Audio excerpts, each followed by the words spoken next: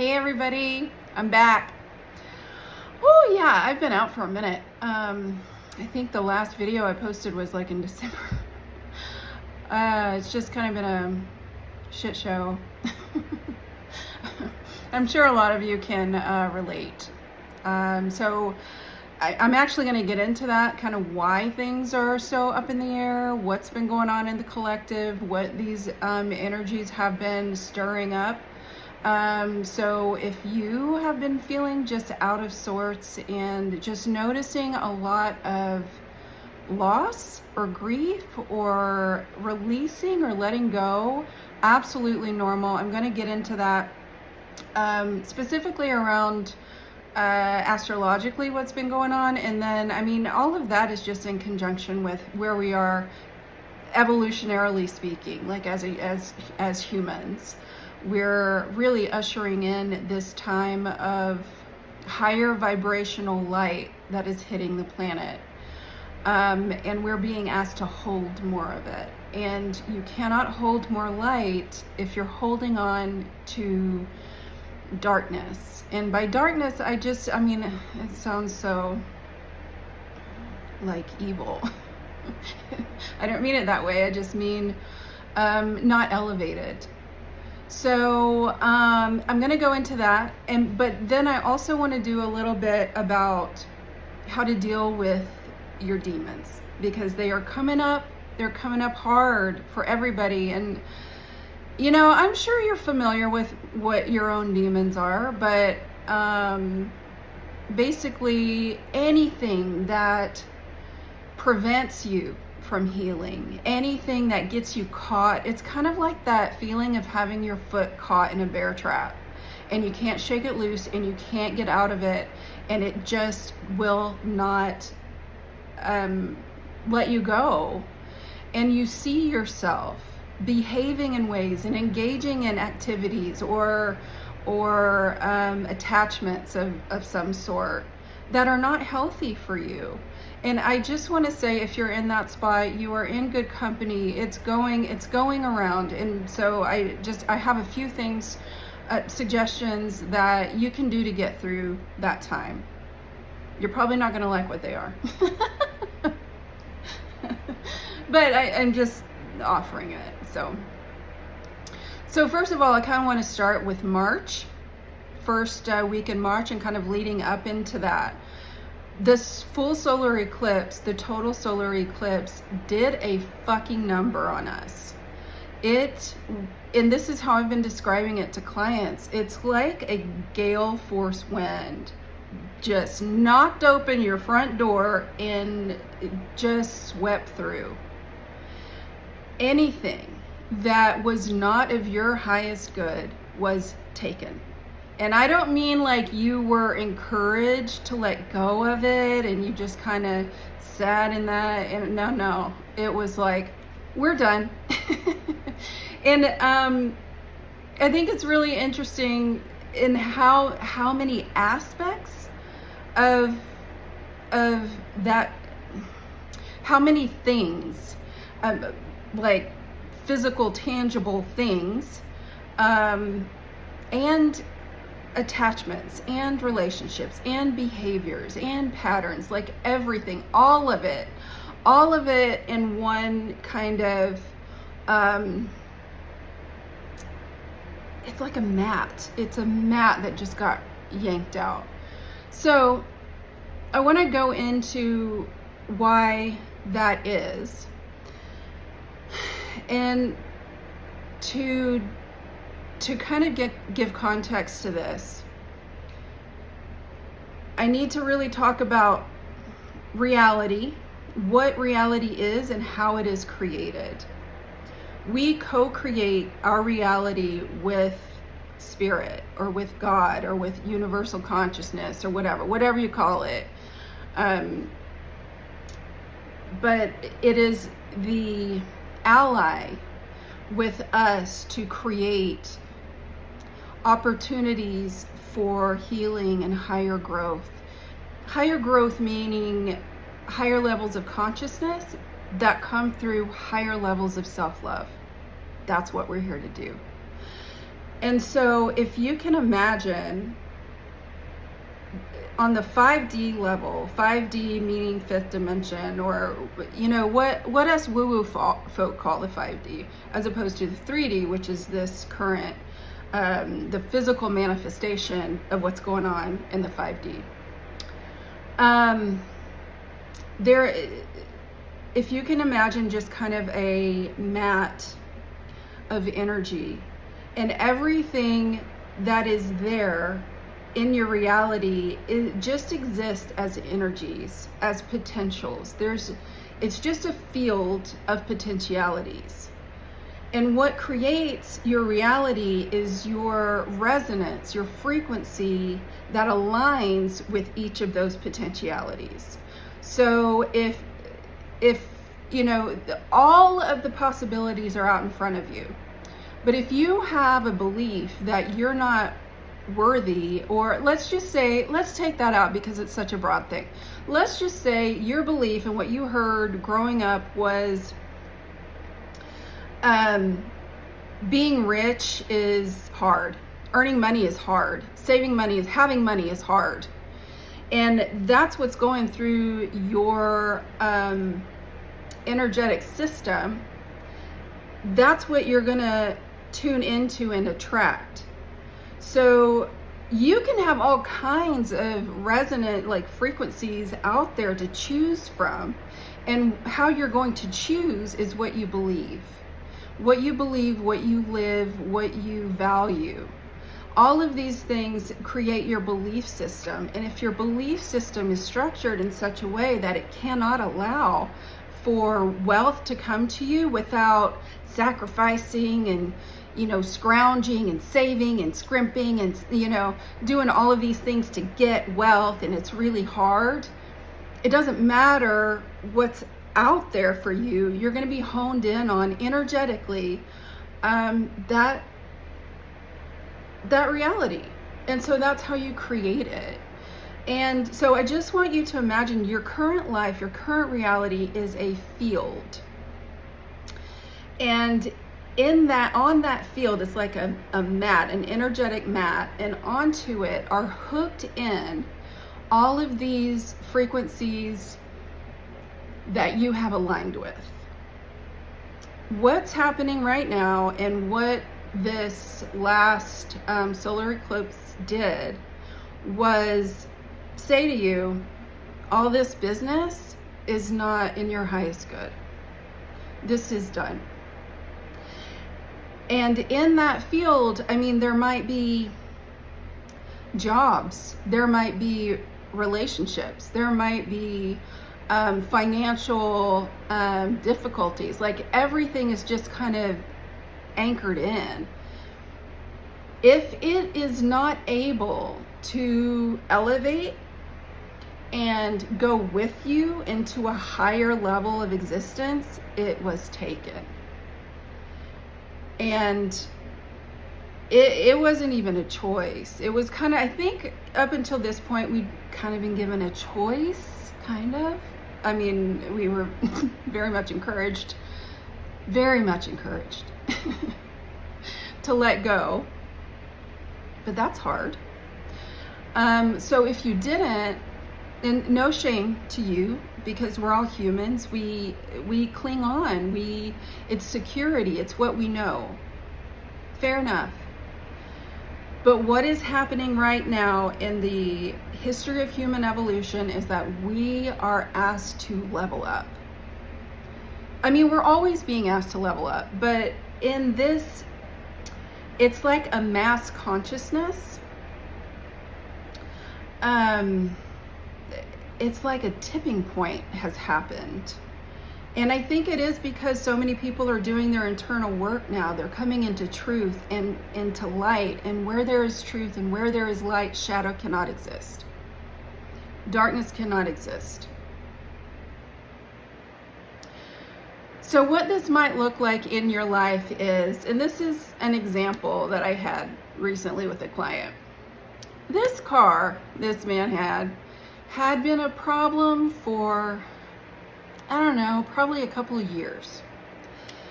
breaking down in the shop, getting it fixed, getting it out. Breaking down in the shop. Like, it was just kind of a revolving door, and it was like, those issues just keeps coming up. He recently got into a wreck. He's fine, thank God. But totaled the car. It's shit like that that's happening. It's like the universe is like, oh, we're done. We're done. You know, the car wreck happened. It is no longer in your life. Was that a catastrophe? Was that a pain in the ass? Absolutely, because you know you're left without a car, and then what to do next? But what to do next? The universe is giving you better options. Sometimes we hold on to shit that is not working, hasn't been working, not gonna work, and we just can't imagine another option. What's going on right now is that the universe is yanking it out of your hands because your limited viewpoint is stalling your blessings from coming in. God wants more for you. Spirit wants more for you. Spirit wants you to feel joy, to feel love, to feel secure. And if you have your attention going to things, even as mundane as like your car, you know, being a problem, or this, you know, maybe somebody in your life, like always wanting something, and not giving anything back. Like, you'd be amazed at how much energy you spend on that. And what's going on is that you are not meant for this. You are meant for something greater. You're meant for something better. And you can't get it if you're still here. So what we're doing is what we woo-woo folk call a timeline jump. We're letting go of everything that was holding us back and elevating into a like another timeline of reality that can be created, but it can't be created with this energy like drawing you back down. So let me see, is there anything else I need to say about that? So just because you have to let something go, and I'm thinking about relationships or people, maybe even jobs, but maybe, you know, something you've really held on to. It doesn't mean that those people or relationships or jobs aren't going to follow you. They're not going to elevate with you. It's just that your attachment to those people or relationships or jobs or whatever is the thing that's pulling you. Maybe that's the thing that's anchoring you into this lower timeline. So it's not the thing itself. It's usually your attachment to it or your relationship with it. Like codependency. If there is a link or a connection that is kind of has that codependent flavor, it doesn't mean that that person, if they're doing their work, they're going to be on the other side. They're going to meet you on the higher timeline. But your obsession and your focus with needing that, like needing this to work out, needing that person, needing that relationship, needing this status of your job or the money you make in a certain job, even though it's been killing you for years and you haven't been happy. That attachment is what is negative. It's not necessarily the job, and it's not necessarily the person or the thing itself. It's that you are so hooked into this thing working that it's creating a lower vibration in your frequency. And that does not help you or them get to the next level. And that's another aspect, I think, of holding on to things that are not working, that are not for you. Not only are you not liberated, but the other person or the other thing, the other job position is not liberated. You know, how many times have we just been so focused on this thing that we have to make ourselves happy, and then it doesn't come through, and then sometimes later we find ourselves with something else and we are happy with that. This is giving permission to God to take control. And that's what's in this field too, because the higher level that we're moving towards does not have control energy. The need to control your immediate environment is not coming with you to the higher timeline. It is diminishing your capacity to create a life and to manifest blessings, because you can't conceive of them.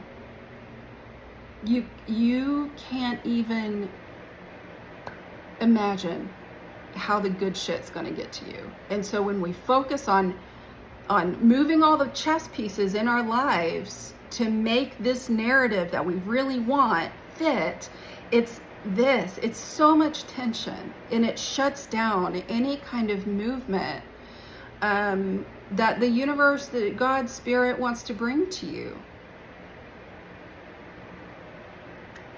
I think that's all I want to say about that. Okay, part 2. And this is really why I wanted to do this video. How to deal with your demons. So in the middle of all of this happening, the things you are releasing are going to double down. And I talk about this sometimes in terms of your demons. But these can be anything.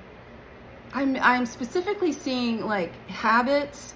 It's habitual. It's something you do habitually, compulsively, impulsively. Addictions, like behavioral patterns that distract you from healing, from getting to the next level. And what's going on right now, as we are releasing everything in this lower timeline and trying to elevate, these things are, I heard somebody call it circling the drain. They know that this is almost over, and there is consciousness, it can be consciousness, in some of these attachments to, that's a whole other video. But regardless of however you want to see it, there is an investment in keeping you from elevating. And, you know, if you want to call it demons, if you want to call it addiction, if you want to call it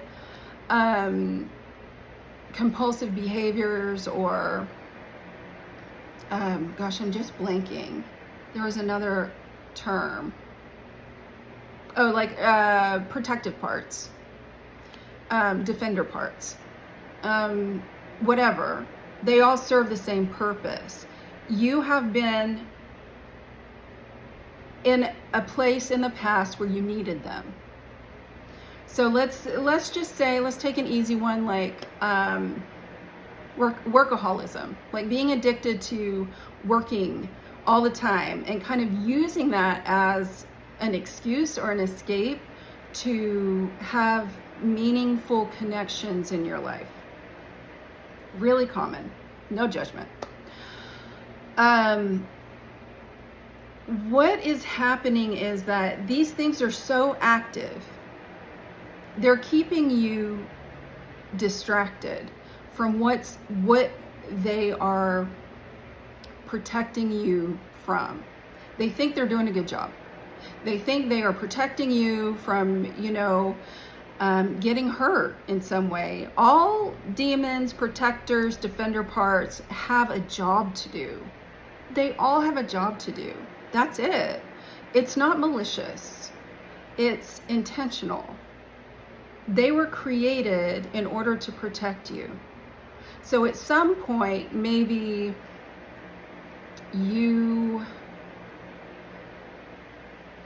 let's say maybe you grew up with a masculine figure that was really hard on you, that made you feel like nothing you did was ever good enough, that money and wealth were the indicators of a good man.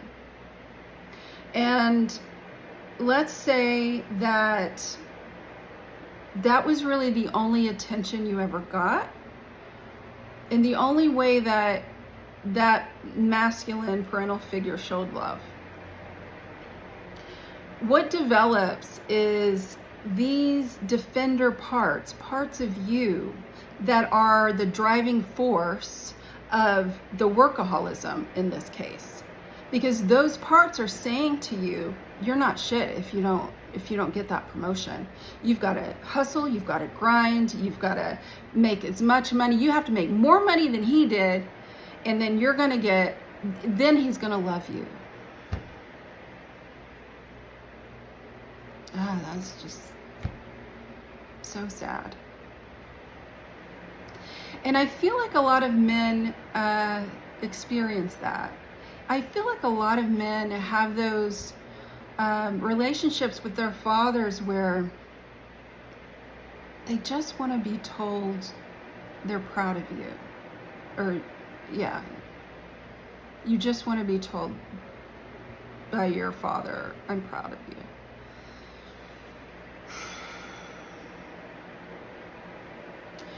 So in this example, those defender parts or your demons, the workaholism, is protecting you.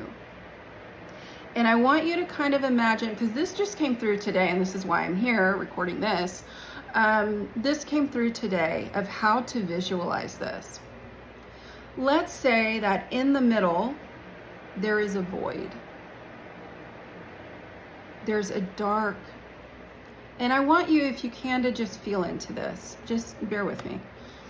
There is unknown, and it feels bottomless. But there's also some kind of feeling here that there's something there. Like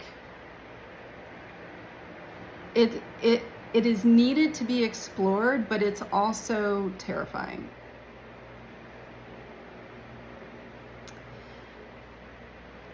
That is the space where your voice is. It's in the void. It's in that place that you're avoiding. It's in that place that you ignore when you're compulsively working. It is the place that your demons surround. If you can imagine all of your, demons, personal demons, like just circling like a hurricane, like on the outside. It's just this, frenetic, like chaotic, distracted, painful energy. And when you're in it, when you are in that place with your demons, with your addictions, with your behaviors, with your, substances, whatever, it feels crazy making. But it also feels necessary, because if you were to stop, you'd be looking at that void. And that's terrifying. So the purpose of those demons that are swirling around this void is to protect you from going into it. But going into it is your salvation. That's how you deal with your demons. And I'm coming to you because of personal experience. I have addictions I don't know fucking what I'll do. Codependency, alcohol, actually wine, like specifically wine. I don't know if that's like an actual thing, but it is for me. Food, just a plethora of things that keeps me running. And I feel like maybe you know what I'm talking about. you're so tired. You're so tired of this behavior. And maybe you've tried like 10 ways to Sunday to stop.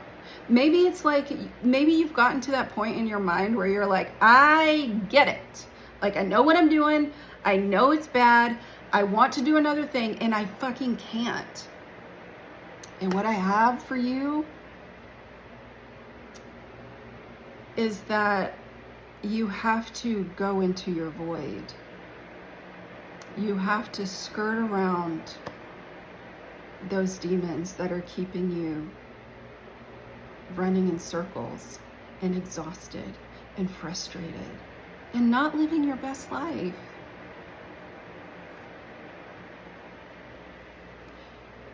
You have to tell them, step back. I'm doing this. And maybe we don't look at them as demons. Maybe we look at them as defender parts, which I feel like you can kind of work with more. Some things you have to see as demons and you have to have this hard line of like, shut the fuck up. But other times, these are defender parts that you can deal with a little more softly. Still strictly though. Still like, I know you're trying to protect me. This is not working. My constant drinking when I'm feeling lonely is not working. Please step back. I'm doing this a different way now. And then you have to surrender to the void. And inside the void are all the things that you are ignoring because they're painful, probably. But the great thing about this is the actual going into your void and kind of looking through it, like getting, like coming face to face with what all's in the void for you is not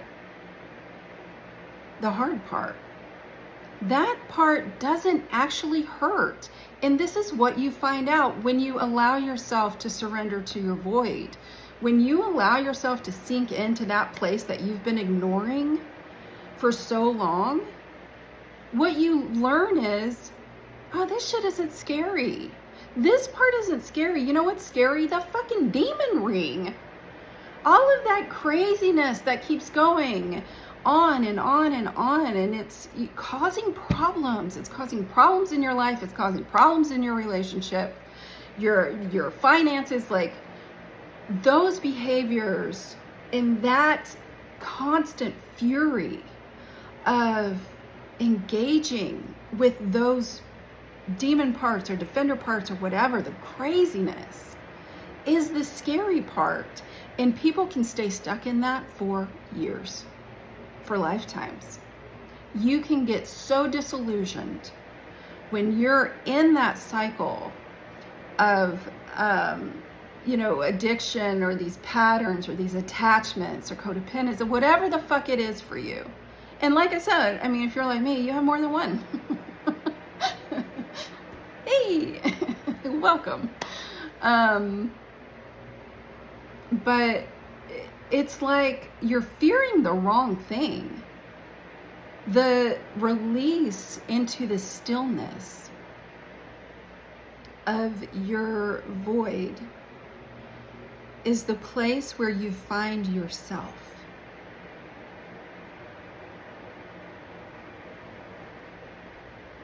And you are fucking lovely. You are beautiful. You are loved. You deserve love. You deserve to be happy.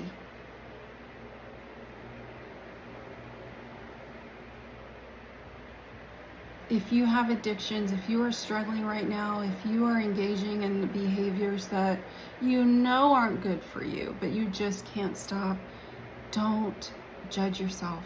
Don't beat up on yourself. It's okay. It's okay. Being a human is fucking terrifying. Looking at your void, looking at that black space of silence, sitting in silence is scary. And it's the only way you will find peace. Told you weren't gonna like it. Oh, I'm sending you all so much love today. I know things have been pretty rough for a lot of people. I'm with you. I am with you 100%. But you can do this. You can do this. Find a therapist. Find someone that you can trust.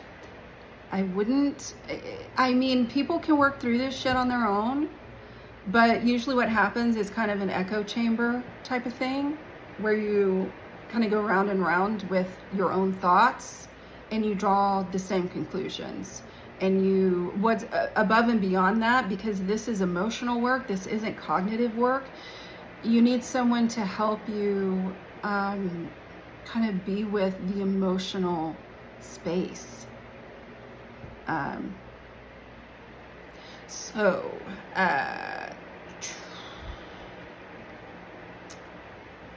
I know finding a therapist is hard right now. What you might want to check out is psychologytoday.com. Psychologytoday.com. There you can find it's a whole database of mental health professionals that can, you can filter for your specific insurance or areas of specialization or gender or whatever, however you want, your therapist, whatever preferences you have. And then you'll get a whole list. Oh, there's also an option to do online only. So if maybe you're in a place that doesn't have a lot of options, at least in the state of Texas, you can see anybody at any part of Texas online. And actually, there's an interstate compact in Texas, and a few other states are part of it. So you can actually see any therapist anywhere, virtually. So also, invest in a journal. Invest in a journal. Here's what this might look like. You are in the shit, and you're doing the thing, you're doing all of the things that you don't like, that you've been doing, that aren't working, that are hurting you. You're seeing this, you're frustrated at yourself. I want you to take a deep breath, and I want you to look beyond, and I want you to feel.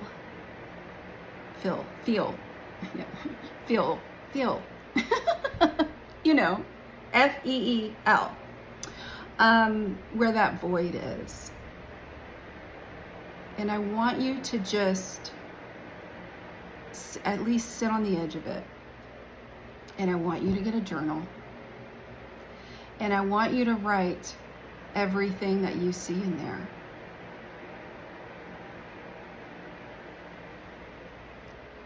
This requires stillness. It requires patience. It requires self-love.